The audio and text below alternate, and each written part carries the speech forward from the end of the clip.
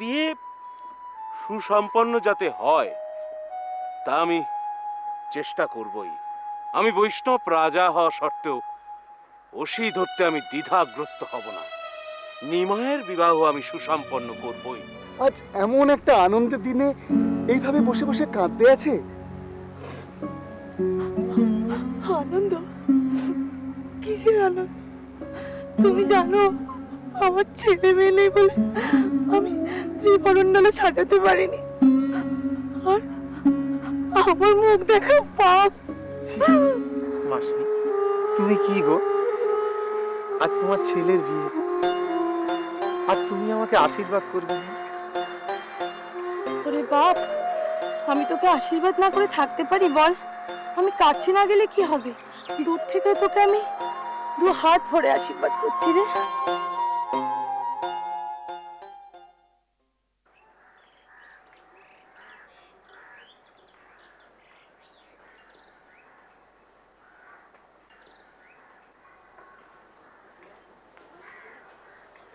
সচি, ও সচি, ঘুমিয়ে পড়লে নাকি? না না, বসে বসে একটু চোখটা লেগে গেছিল। ওঠো তো ওঠো, ঘরে খই দুধ রেখে এসেছি, চলো খেয়ে নেবে চলো। সেই কখন রাত থাকতে উঠেছো, শরীর খারাপ হলে কি হবে? ওঠো তো। খাচ্ছি, তুমি একটু বসো না দিদি।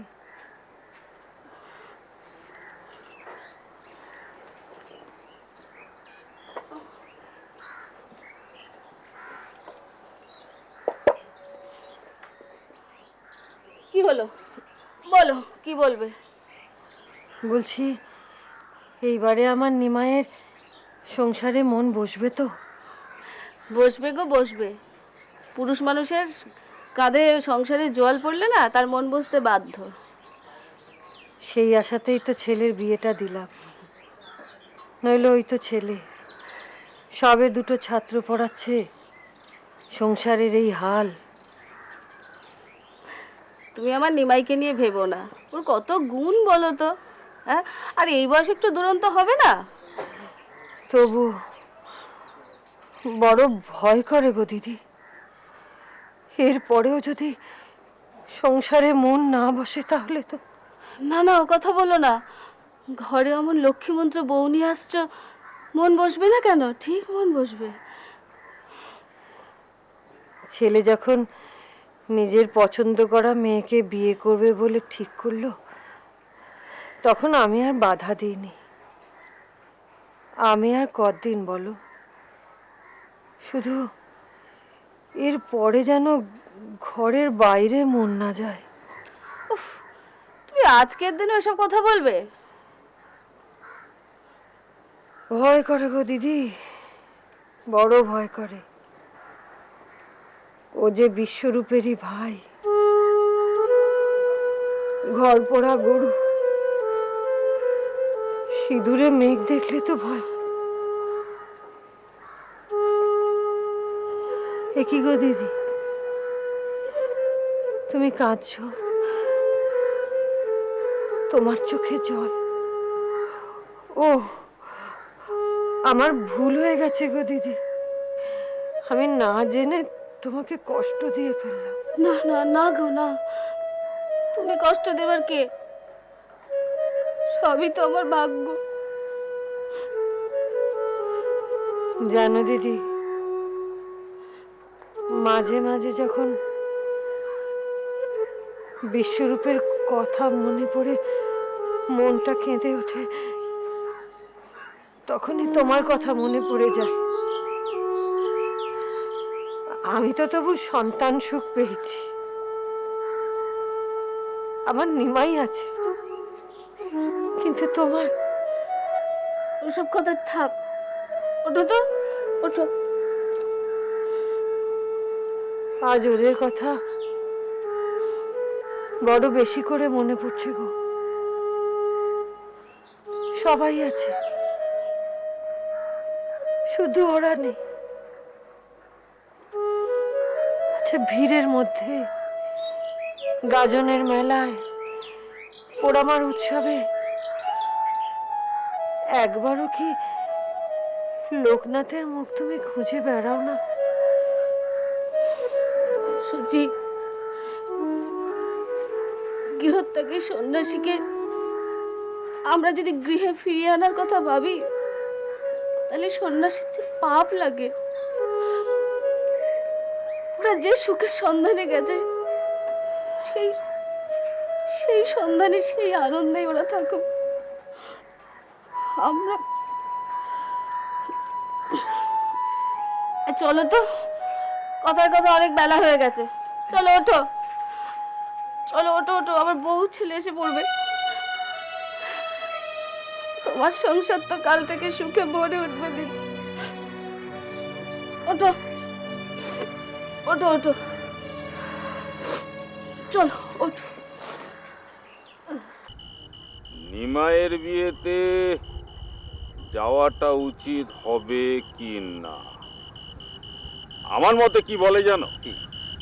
আমার মতে বলে, নিমন্ত্রণ যখন করেছে তখন তা রক্ষা করা আমাদের উচিত।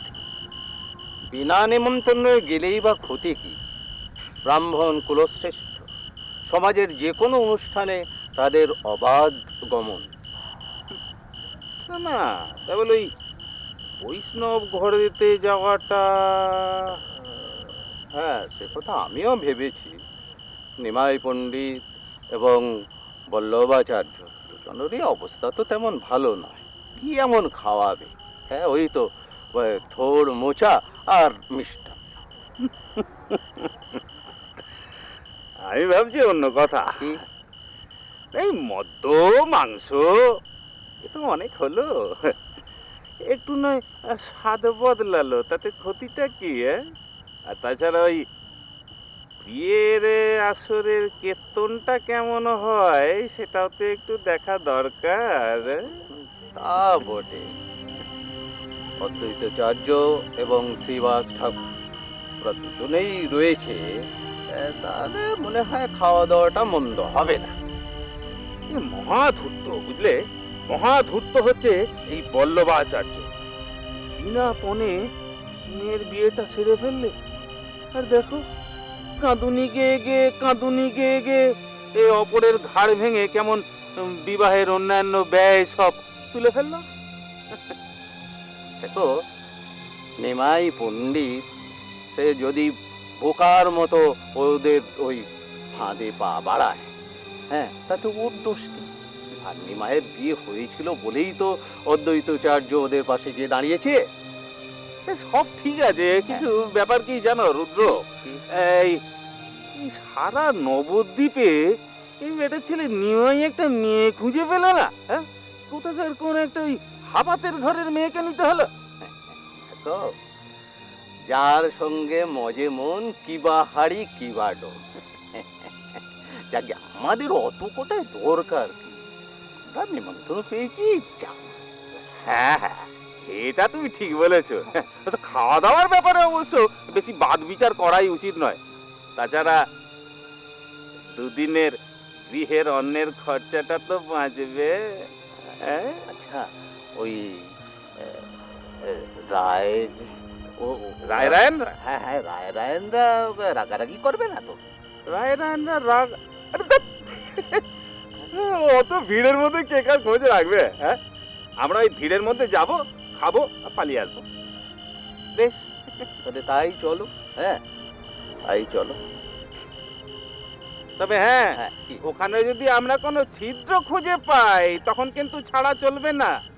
না, তা ছাড়া চলবে না। তখন কিন্তু তুমি সরে পড়ো না। আমি হ্যাঁ জল ঘোলা না করে? হ্যাঁ। ওটা তুমি। হ্যাঁ, হ্যাঁ, চল।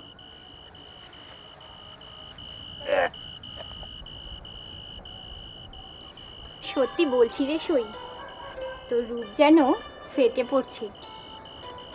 এমন টানে বাধা পড়ে গোড়াচাঁদ কোথায় এবার যায় দেখি।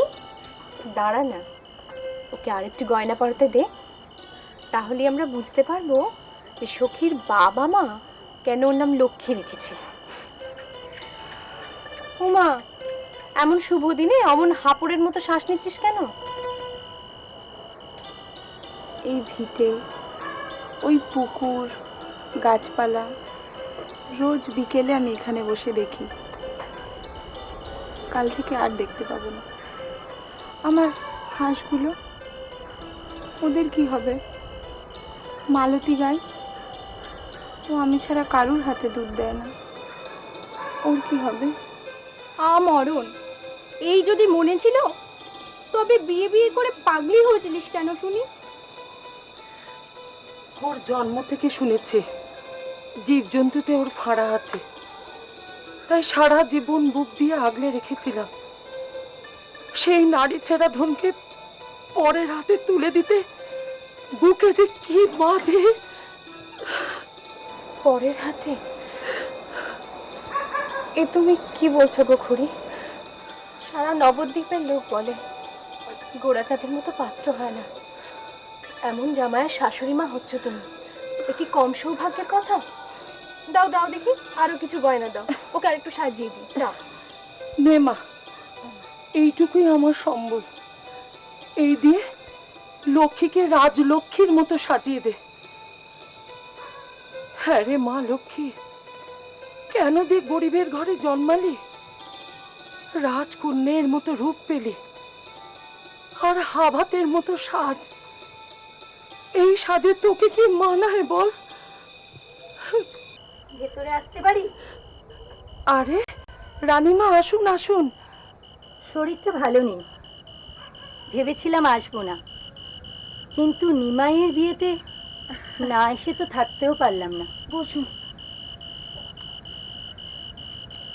কি রূপ, কি সাজগোজ, কিন্তু কোথায় যেন একটা অসম্পূর্ণতা রয়ে যাচ্ছে।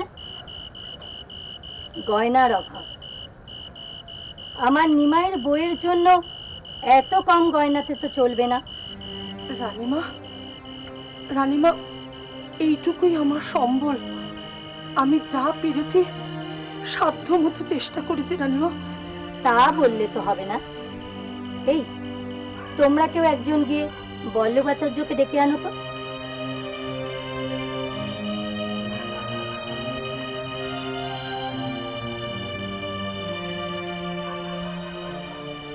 আপনি আমাকে ডেকেছিলেন রানীমা?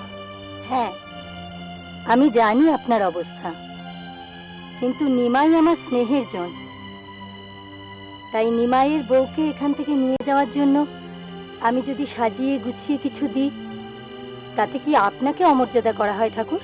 না না, এ আপনি কি বলছেন? রাজার দানেই তো বিপ্লব আছে। গরিব ব্রাহ্মণ কন্যাকে তার খুড়ি কি দেবে না দেবে সে ব্যাপারে আমার কি বক্তব্য থাকতে পারে আপনি বলুন? বেশ, আমার দাসী বাইরে গয়না নিয়ে অপেক্ষা করছে, তাহলে তাকে একটু ডেকে দিন ভেতরে।